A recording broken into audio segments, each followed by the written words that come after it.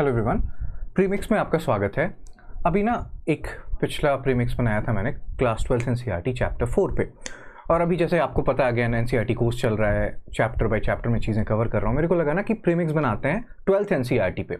मैं आपको चैप्टर नहीं बताऊंगा, 12 चैप्टर हैं, 3 किताबें हैं। अभी 5 क्वेश्चंस मैं दे रहा हूँ आपको। अगर आपको लगता है कि नहीं सर वी नीड पार्ट 2, आप और पार्ट्स बनाओ 12th एनसीईआरटी पे। बहुत बहुत मतलब मटेरियल है, फॉर्डर है जो आपके लिए काफ़ी इंपॉर्टेंट है। तो आप कमेंट सेक्शन में बताइएगा कि यू नीड पार्ट 2, आपको एक और पार्ट चाहिए इसके बाद जिसमें हम और क्वेश्चंस डिस्कस करें।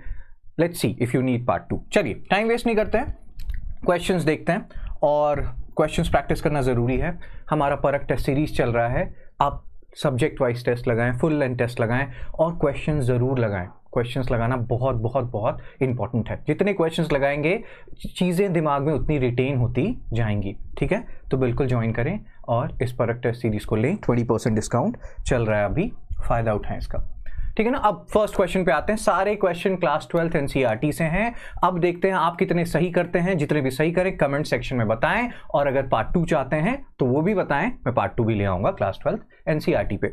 एरिथ्रायन जो है ये ग्रीक नेम किसका था? Red Sea, Persian Gulf, Mediterranean या none of the above? Answer क्या है? हो गया होगा, आंसर है रेड सी। रेड सी जो है उसको बोलते थे एरिथ्रायन। एक किताब है पेरिप्लस ऑफ द एरिथ्रायन सी, बहुत फेमस किताब है, एनोनिमस किताब है। इंडो ग्रीक मतलब इंडो होता है ना, इंडो रोमन ट्रेड जो हो रहा था उसके बारे में काफ़ी चीज़ें पता चलती हैं इस किताब से, लेकिन ऑथर कौन है ये हमें नहीं पता। अब अगेन सोर्स पे हमें चलना है। क्लास 12 एनसीईआरटी चैप्टर 2 पेज 17 चलते हैं इस पर, क्योंकि हमें ये देखना है ना कहाँ से पूछा है। देखिए यहाँ पे ये वर्ड है, अभी तो मैंने बनाया एरिथ्रायन पे कि एरिथ्रायन जो है ग्रीक वर्ड है for the Red Sea. Periplus भी पूछ सकते हैं कि पेरिप्लस का क्या मीनिंग है। सो प्लीज ये सारी बातें ध्यान रखिएगा, इंपॉर्टेंट है ये, छोटी छोटी मगर मोटी बातें। वापस चलते हैं अपने क्वेश्चंस पे। सेकंड क्वेश्चन देखिए, टर्म्स हैं। कभी कभी किसी का ना पर्सनल मैसेज आ जाता है कहीं कहीं कि सर आप बड़े टफ क्वेश्चंस बनाते हो। यार मैं अभी इजी क्वेश्चंस बना के दे दूं, आप सबके 5 आउट ऑफ 5 आ जाए, एग्जाम में क्वेश्चंस बने ही ना, क्या फायदा? तो इससे अच्छा ना अभी ही टफ क्वेश्चंस कर लो, एग्जाम में क्वेश्चंस ईजी लगेंगे। व्हाट डू यू से? बताइए कमेंट सेक्शन में, इजी क्वेश्चंस बनाओ या जो बना रहा हूं ठीक है। सो पतिवेद का वाणिक सर्तावहा, टर्म्स काफी इंपॉर्टेंट होते हैं ना, तो इन टर्म्स का मीनिंग क्या है? पतिवेद का रिपोर्टर्स, वाणिक मर्चेंट, सर्तावहा मर्चेंट। तो आंसर क्या है? तीनों के तीनों सही हैं। पतिवेद का ये अशोकन इंस्क्रिप्शन से एसोसिएटेड है, इसका मतलब है रिपोर्टर्स, और वाणिक और सर्तावहा भी मर्चेंट से एसोसिएटेड है, और ये मनुस्मृति और जो हम बात करेंगे अभी क्लास 12 चैप्टर 3 उससे एसोसिएटेड है, जहां की धर्मसूत्र धर्मशास्त्र जो है वो बताते हैं कि किसका क्या काम होना चाहिए, क्षत्रियों का क्या काम होना चाहिए, ब्राह्मणों का क्या काम होना चाहिए। उसी में वो कहते हैं कि जो वैश्य कम्युनिटी है वो जनरली ट्रेडर मर्चेंट्स होंगे। फिर उन्होंने एक किताब है शूद्रक की मृच्छकटिका, उसमें उन्होंने लिखा है कि यार क्षत्रिय भी जो है वो मर्चेंट्स बनते जा रहे हैं, कोई सुन ही नहीं रहा, ब्राह्मण भी मर्चेंट बनते जा रहे हैं, सबका अलग काम है। क्षत्रियों का काम है वॉर लड़ना, नहीं होता किंगडम्स बनाना, ब्राह्मणों का मेजर काम है वेदास पढ़ना, प्रोपगेशन करना नॉलेज का। जो आपके वैश्य कम्युनिटी के लोग हैं ये ट्रेडर मर्चेंट्स बनेंगे, लेकिन कोई सुन ही नहीं रहा। अब हम एक एक करके सारे टर्म्स पे चलते हैं। पतिवेद का चैप्टर 2 पेज 20 चलते हैं। चैप्टर 2 पेज 20, यहां पे देखिए टर्म है पतिवेद का। पतिवेद का मतलब रिपोर्टर्स, और ये पतिवेदिका से पता लगाते रहेंगे आपके देवनम पिया पियादासी दैट इज अशोका कि कैसा हालचाल चल रहा है, लोग क्या क्या कर रहे हैं, अच्छी बातें कर रहे हैं या नहीं कर रहे हैं। अब अगर हम दूसरा सोर्स देखें, चैप्टर 3 पेज 12 है ना, ये वो सोर्स है, तो उस पर भी चलते हैं।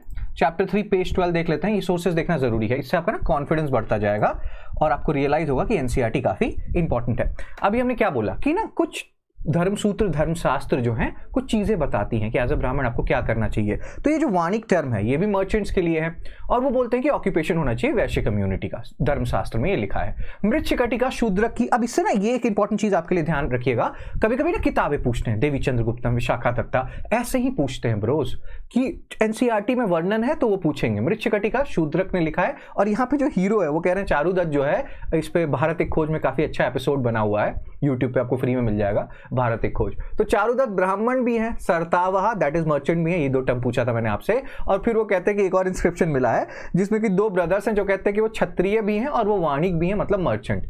तो बेचारे लोग परेशान है कि यार कोई सुनता ही नहीं है धर्मसूत्र और धर्मशास्त्र का, कैसी बातें चल रही है ये, कितनी गलत बातें हैं ये, गंदी बात, गंदी गंदी गंदी गंदी गंदी बात। Third question, beginning of Gupta rule is known from, ये जो गुप्ता पीरियड स्टार्ट हुआ है, कब से स्टार्ट हुआ है, इसका जो मेजर इंफॉर्मेशन आपको मिलता है वो कौन सी किताब से मिलता है? इन चारों किताबों में से कलहन की राष्ट्ररंगिनी, अल बरूनी की किताबुल हिंद, इनफैक्ट 3 किताब है, इब्न बतूता की रिहला, या नन ऑफ द अबव। तो आंसर क्या है इसका?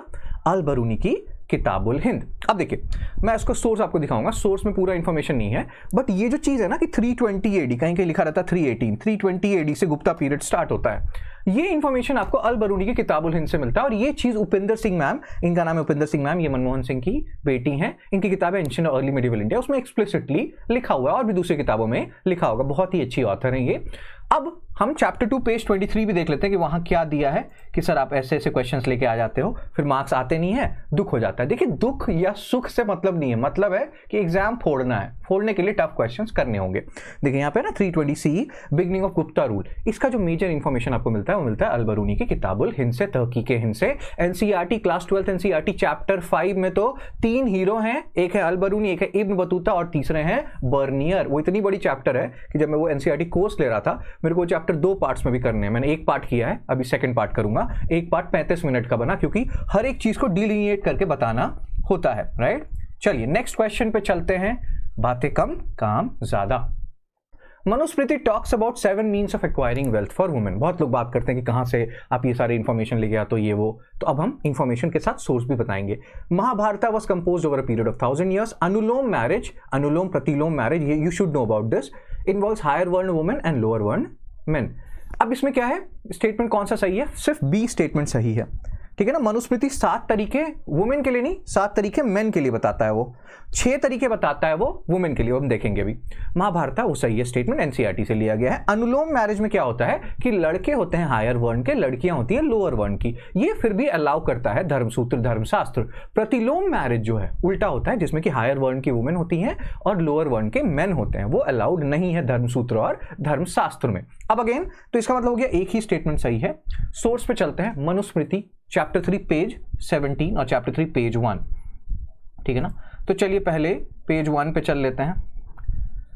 पेज 1 है, इसमें यही वाला पॉइंट था कि महाभारत जो है 1000 साल में कंपोज किया गया है, 500 BC ऑनवर्ड्स, 500 BC से 500 CE।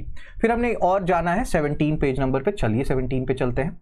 और यहाँ पे हमने यही बातें की हैं, ये मैं आपको दिखाना चाहता था कि देखिए मनुस्मृति ये क्या बातें कर रहा है कि 7 तरीके हैं मेन को, जिससे मेन वेल्थ एक्वायर कर सकता है। वुमेन के लिए 6 तरीके हैं। पॉइंट वो नहीं है, मैं पॉइंट ये दिखाना चाह रहा हूं आपको कि आप तरीके देखिए। 7 तरीके जो मेन के हैं, inheritance, finding, purchase, investment, work etcetera, valid तरीके लगते हैं। वुमेन के तरीके देखिए कि जो शादी में मिलेगा, या जो ब्रदर से मिलेगा, या मदर से मिलेगा, या फादर से मिलेगा, या अगेन सब्सिक्वेंट गिफ्ट जो मिल रहा है आपको, जो हस्बैंड आपको देगा। आप देख रहे हो ना, मतलब आपको यहां पे भी सबऑर्डिनेशन दिख रहा है, the ways by which they are saying कि वुमेन कैन एक्वायर वेल्थ। तो ये चीज आपको थोड़ा सा ध्यान रखना है। बहुत लोग कहते हैं कि कहाँ कहता है मनुस्मृति, ये सब आप कुछ भी बोलते हो सर, हम नहीं कह रहे हैं, एनसीईआरटी कह रहा है, और आप इसको रेफर कर सकते हैं और आप देख सकते हैं कि सबऑर्डिनेशन जो है वुमेन का वो कितना तगड़ा था पुराने जमाने में। अब अगेन मैं बार बार कह रहा हूँ कि एनसीईआरटी हमारा चल रहा है 6 से लेकर 12 तक, मैं पूरी इसको कोशिश कर रहा हूँ करने की। मैंने 6 से 11th कर दिया है, 12th के 4 चैप्टर कर दिए हैं, 5th चैप्टर को मैंने 2 पार्ट्स में डिवाइड करना है। फर्स्ट पार्ट मैंने कर दिया, बाकी चैप्टर्स भी कर दूंगा, और बाकी फैकल्टीज भी अपने अपने पोर्शंस कर रहे हैं जो कि वैलिड पोर्शंस है एनसीईआरटी के। तो अगर ज्वाइन करना चाहें बिल्कुल ज्वाइन करें, बिल्कुल फायदा होगा आपको। लास्ट क्वेश्चन पे आते हैं। टर्म्स हैं कुछ, नैरेटिव, डायडेक्टिक, भगवत गीता। नैरेटिव का मीनिंग क्या है, डायडेक्टिक का मीनिंग क्या है, भगवत गीता क्या है। नैरेटिव टेक्स्ट क्या होते हैं, जिसमें कि प्रिस्क्रिप्शंस हैं सोशल नॉर्म्स के। डायडेक्टिक क्या है, जिसमें स्टोरीज हैं। आपको बताना कितने करेक्टली मैच्ड हैं। आंसर है नन, एक भी करेक्टली मैच नहीं है। नैरेटिव का मतलब होता है जिसमें स्टोरीज होती हैं, डायडेक्टिक का मतलब होता है जिसमें कि प्रिस्क्रिप्शंस होते हैं सोशल नॉर्म्स के, ठीक है ना। अब यहाँ पे होता है कि नहीं, बहुत लोग बोलेंगे सर डायडेक्टिक में भी कुछ मतलब स्टोरीज हो सकती है। We are not talking about that, हम बात कर रहे हैं एनसीईआरटी के पर्सपेक्टिव में कि मेजरली नैरेटिव में स्टोरीज होती हैं, डायडेक्टिव में इंस्ट्रक्शंस होते हैं। भगवत गीता क्या है, एक डायडेक्टिक पार्ट है महाभारत का। कहते हैं कि जो महाभारत किताब है, जो कि वन ऑफ दी चैप्टर्स जो है, आई थिंक चैप्टर 3 जो है एनसीईआरटी का क्लास 12, उसका एकदम मेजर फोकल एरिया है। तो कहते हैं कि पहले महाभारत एक नैरेटिव टेक्स्ट की तरह डेवलप हो रहा था, लेकिन बाद में ऐसा हो गया कि बाद में उसमें डायरेक्टिव पोर्शंस ऐड किए गए, जैसे कि Bhagavad Gita. Again the point here is कि सर कैसी बातें करते हो, क्या है सोर्स। तो चलिए सोर्स पे चलते। भगवत गीता बहुत प्यारी किताब है। निष्काम कर्म, निष्काम करना, फल करो, कर्म करो, फल की चिंता मत करो। बड़ा ही प्यारा कॉन्सेप्ट है, बट उसको फुलफिल करना या फॉलो करना बड़ा ही मुश्किल है, बड़ी मुश्किल बड़ी मुश्किल।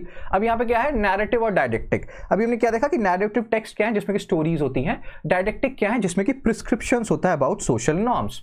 और यहाँ पे यही लिखा है कि शुरू शुरू में महाभारत जो था वो था ड्रामेटिक या आपका नैरेटिव, बाद में वो डायडेक्टिक हो गया। और यहाँ पे ये लिखा गया है कि भगवद गीता जो है वो मोस्ट इंपॉर्टेंट डायडेक्टिक सेक्शन है आपके महाभारत का। ठीक है, तो hopefully things are getting clearer. अब आप ये बताइए कि क्या आपको पार्ट 2 चाहिए क्लास 12th एनसीईआरटी का। मैं चैप्टर्स नहीं बताऊंगा, ऐसे ना मज़ा आता है। मैं आपको 12 चैप्टर्स हैं और मिक्स करके दूंगा, आप रिवाइज करते रहो 12th और देखो कितने क्वेश्चन आप सही कर पाते हो। क्लास 12th की एनसीईआरटी काफ़ी इंपॉर्टेंट है, काफ़ी डेंस है, बहुत मटीरियल है और you should be knowing about it. ठीक है, सो इफ यू नीड और if you want part 2 comment section में बताइए। कमेंट सेक्शन में मार्क्स भी बताइए अपार्ट फ्रॉम की वेदर यू नीड पार्ट 2 और नॉट। ठीक है, so that's it, thank you very much और फोड़ते रहिए और अपने मार्क्स बताइए। Bye bye.